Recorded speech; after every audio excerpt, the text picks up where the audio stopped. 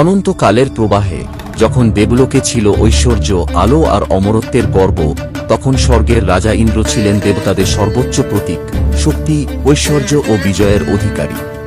কিন্তু ভাগ্য সবসময় গর্বকে পরীক্ষা করে। একদিন দেবসভায় আবির্ভাব ঘটল এক অদ্ভুত তেজস্বী ঋষির, মহর্ষি দুর্বাসা। তিনি এগিয়ে এলেন ইন্দ্রের দিকে, হাতে একটি দিব্য মালা। সেটি ছিল বরং তপস্যা শক্তিতে ভরপুর এক পবিত্র উপহার। ইন্দ্র অহংকার ও অবহেলায় দেবসভায় বসে থাকা অবস্থায় সেই মালাটিকে নিজের হাতির মাথায় তুলে দিলেন। মুহূর্তেই ঘটল অপমান, মালার পবিত্রতা হারাল, আর ঋষির তপস্যার শক্তি অপমানিত হল। তিনি অভিশাপ দিলেন, ইন্দ্র ও দেবতারা হারাবে তাদের শক্তি, ঐশ্বর্য ও অমরতার গৌরব। নারায়ণ বিষ্ণুর নির্দেশে জন্ম নিল এক মহাজাগতিক পরিকল্পনা, ক্ষীরসাগর মন্থন। দেবতা ও অসুররা শত্রু হলেও অমৃতের আশায় তারা সাময়িকভাবে এক হল। কিন্তু সেই সৌন্দর্যের নিচে লুকিয়েছিল এক ভয়ঙ্কর সত্য। দেবতা ও অসুর সবাই আতঙ্কে পিছু হটল।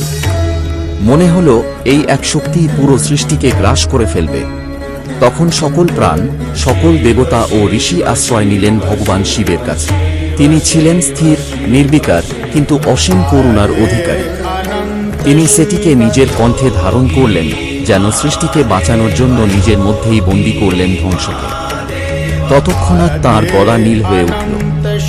জন্ম নিলেন নীলকণ্ঠ শিব। এই হলাহল বিষ আসলে শুধু পৌরাণিক কাহিনী নয়, এটি মানুষের ভেতরে সেই অন্ধকার শক্তির প্রতীক।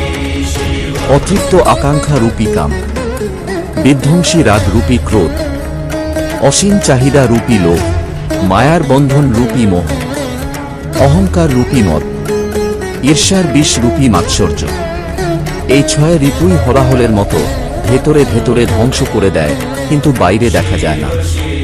দুর্বাসার অভিশাপ থেকে শুরু করে সমুদ্র মন্থন পর্যন্ত এই কাহিনী এক গভীর সত্য বলে।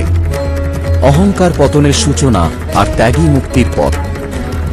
সমুদ্র মন্থন তাই কেবল দেবতাসুরের গল্প নয়, এটি আত্মার গভীরতম যুদ্ধ, যেখানে অন্ধকারকে জয় করেই জন্ম নেয় অমৃতের আলো।